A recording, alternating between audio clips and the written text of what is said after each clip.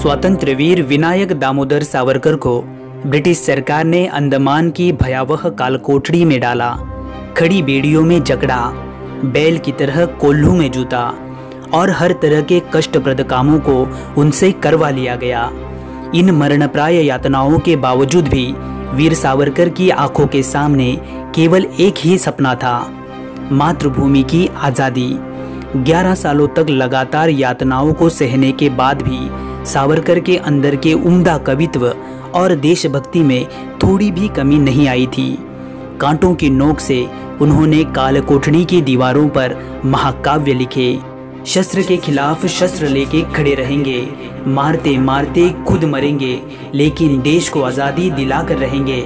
ऐसी शपथ लेने वाले सावरकर हमें एक आक्रामक क्रांतिकारी, एक प्रभावशाली वक्ता, एक हिंदू धर्म चिकित्सक और एक वैज्ञानिक दृष्टिकोण रखने वाले राष्ट्रवादी विचारवंत ऐसे अलग अलग रूपों में दिखाई पड़ते हैं। तो आओ दोस्तों, आज हम इस वीडियो के माध्यम से स्वतंत्र वीर विनायक दामोदर सावरकर के जीवन पर एक नज़र डालते हैं। दोस्तों, 28 मई ये स्वतंत्र वीर सावरकर का जन्मदिन है। इसी दिन सन 1883 में नासिक के भगूर गांव में सावरकर का जन्म हुआ। पिता दामोदर पंत के 3 पुत्रों में विनायक दूसरे पुत्र। बाबाराव सावरकर ये विनायक के बड़े तो नारायण सावरकर ये विनायक के छोटे भाई थे। विनायक जब 9 साल के थे तभी उनकी माता की मृत्यु हो गई। तब बड़े भाई बाबाराव की पत्नी येसुबाई ने विनायक और नारायण राव का पुत्रवत पालन पोषण किया। नासिक के शिवाजी विद्यालय में विनायक ने अपनी प्राथमिक शिक्षा को पूर्ण किया। वे बचपन से ही अत्यंत बुद्धिमान बालक थे। केवल अपनी 13 वर्ष की आयु में उन्होंने लिखी हुई स्वदेशी और स्वतंत्रता इन विषयों पर कविताएं उनके अनन्य साधारण कवित्व बुद्धि की साक्ष्य है। सन 1901 में विनायक राव यमुनाबाई के साथ विवाहबद्ध हुए। शादी के अगले ही साल सन 1902 में उन्होंने फर्ग्यूसन कॉलेज में दाखिला किया और सन 1906 में वे उच्च शिक्षा प्राप्त करने के लिए लंदन चले गए। लंदन के इंडिया हाउस में रहते हुए सावरकर ने जोसेफ मैज़िनी के आत्मचरित्र को मराठी में अनुवादित किया और उसके प्रास्ताविक में उन्होंने क्रांति के महत्व को बड़ी खूबी से वर्णित किया। और फिर शुरू हुआ लंदन के इंडिया हाउस से अभिनव भारत का एक नया क्रांति पर्व। मदनलाल धिंगरा सावरकर के क्रांति पर्व से प्रेरित होने वाले पहले शिष्य थे, जो कर्जनवाइली की हत्या करके हंसते हंसते फांसी पर चढ़े थे। इसी दौर में सावरकर ने अलग अलग देशों के क्रांतिकारियों के साथ बातचीत करके बम बनाने की तकनीक को आत्मसात किया था। ये तकनीक और 22 पिस्तौल उन्होंने भारत भेजे, जिसमें से एक पिस्तौल की मदद से अनंत कान्हेरे इस 16 साल के युवक ने नासिक के कलेक्टर जैक्सन की हत्या कर दी। सन 1857 के पहले भारतीय उठाव को अंग्रेज भारतीयों की बगावत मानते थे, लेकिन अंग्रेज इतिहासकारों के उन दावों को सावरकर ने अपनी किताब 1857 का स्वतंत्रता संग्राम के माध्यम से सबूतों के साथ खारिज कर दिया।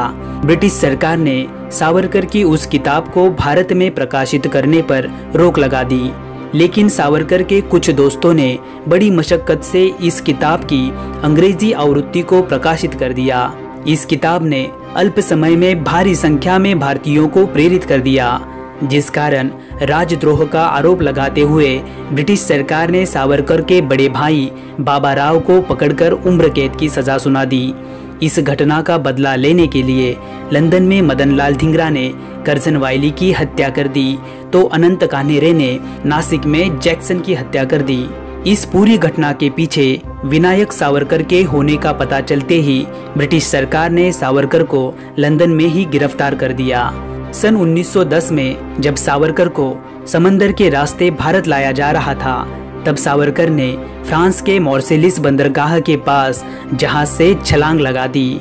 यहाँ से हड्डी जमा देने वाले ठंडे पानी में तैरते हुए सावरकर फ्रांस के किनारे पर जा पहुँचे, लेकिन फ्रांस के सुरक्षा रक्षकों को सावरकर की भाषा समझने में दिक्कत होने की वजह से उन्होंने सावरकर को वापस ब्रिटिश सरकार के हवाले कर दिया और फिर सावरकर को भारत लाकर उन पर मुकदमा चलाया गया। सन 1911 में सावरकर को 2 बार उम्र कैद अर्थात 50 साल की अंडमान जेल की काले पानी की सख्त सजा सुनाई गई। अंडमान के कालकोठड़ी में सावरकर ने मरणप्राय यातनाओं को सहन किया। लगातार 11 सालों तक अत्याचारों को सहने के बाद सन 1924 में ब्रिटिश सरकार की कुछ शर्तों को मानते हुए सावरकर ने अंडमान की जेल से खुद को रिहा कर लिया। अंडमान से छूटने के बाद सावरकर को ब्रिटिश सरकार ने रत्नागिरी में स्थानबद्ध कर दिया। यहीं से सावरकर ने हिंदुओं को एक संग करने के लिए धर्म चिकित्सा का कार्य हाथ में लिया। उन्होंने माना कि हिंदुओं के अधपतन के लिए जाति व्यवस्था और चतुर्वर्ण व्यवस्था काफी हद तक जिम्मेदार है। तब उन्होंने अपने कलम से जाति भेद, अंधविश्वास और कर्मकांड पर कड़ा प्रहार किया।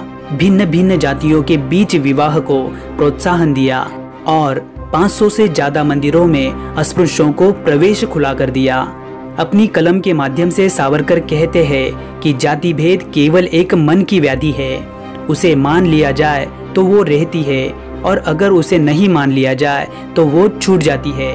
जाति भेद को तोड़ने के लिए उन्होंने बड़ी मात्रा में सहभोजनों का आयोजन किया और सभी जाति धर्मों के लोगों के लिए उन्होंने पतित पावन मंदिर की स्थापना की। रत्नागिरी में अपने 13 साल की स्थानबद्धता के दौरान सावरकर ने हिंदू धर्म की चिकित्सा का प्रचंड कार्य किया। सावरकर केवल एक क्रांतिकारी ही नहीं थे तो वे एक प्रखर समाज सुधारक, हिंदू संगठक, प्रभावशाली वक्ता और बुद्धिवादी राष्ट्रभक्त थे।